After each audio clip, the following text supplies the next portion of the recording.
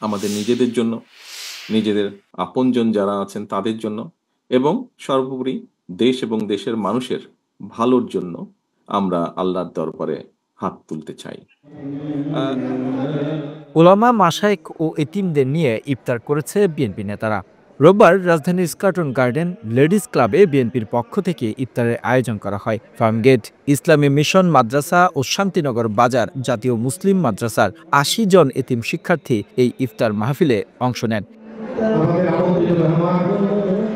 এই আয়োজনে ভার্চুয়ালি যুক্ত হয়ে বিএনপির ভারপ্রাপ্ত চেয়ারম্যান তারেক রহমান বলেন, আমরা মানবিক দৃষ্টিকোণ থেকে মানুষের পাশে দাঁড়াতে পারি। রমজান আমাদের শেখায় সংযম ও ধৈর্যশীল হতে। রমজান আমাদের শেখায় কিভাবে মানুষের পাশে দাঁড়াতে পারি। রমজান আমাদেরকে বোধহয় শিখায় সংযম হতে, রমজান আমাদেরকে শিখায় কিভাবে ধৈর্যশীল হতে, রমজান আমাদেরকে শিখায় কিভাবে আমরা মানবিক দৃষ্টিকোণ দিয়ে মানুষের পাশে দাঁড়াতে পারি। তিনি বলেন, খ্রিস্টান সম্প্রদায়ের সারা বিশ্বে তাদের বড়দিন একসঙ্গে পালন করে। আমরা চিন্তা করে দেখতে পারি সারা বিশ্বের সঙ্গে বাংলাদেশের মানুষ রোজা এবং ঈদ একই দিনে পালন করতে পারে কিনা। এই বিষয়টি নিয়ে চিন্তা করার জন্য অনেক আলেম ওলামাদের অনুরোধ করব। খ্রিস্টান সম্প্রদায় সারা বিশ্বে তাদের বড়দিন একই দিনে পালন করে।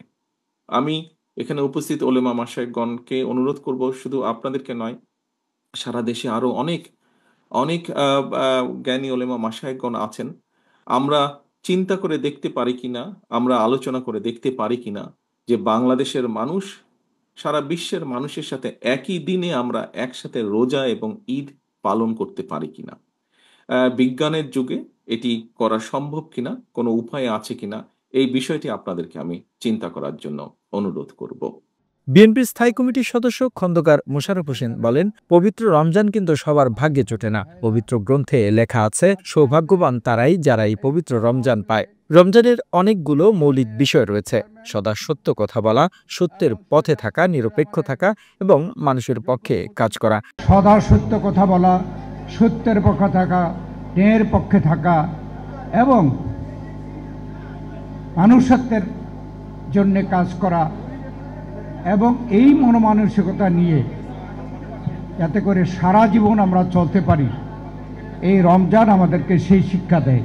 এ সময় দলের স্থানীয় কমিটির সদস্য মির্জা আব্বাস বলেন, দেশের ভিতরে এবং বাইরে থেকে ওলামাদের সঙ্গে বিএনপির বিভেদ সৃষ্টির চেষ্টা চলছে। এই বিভেদ ফাটল সৃষ্টি করবে। এই ফাটল সৃষ্টির মধ্য দিয়ে বিদেশি শক্তি প্রবেশ করবে, দেশটাকে ধ্বংস করার চেষ্টা করবে। তিনি বলেন, এখন একটি নতুন স্লোগান বেরিয়েছে দেখলাম, আপনারা সেই স্লোগান শুনবেন এবং একটু সাবধান থাকবেন।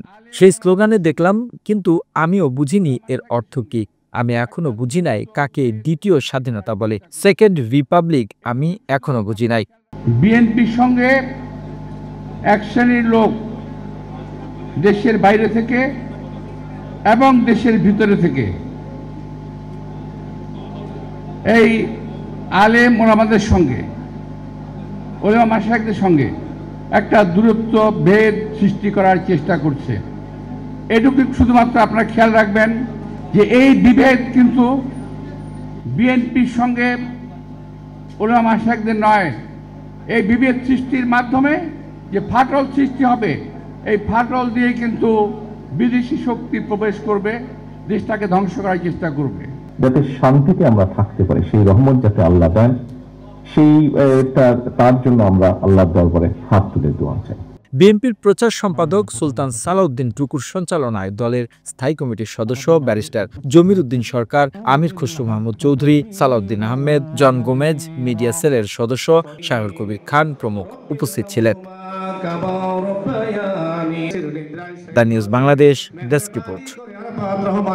আপনি জান্নাতবাসী করে দাও।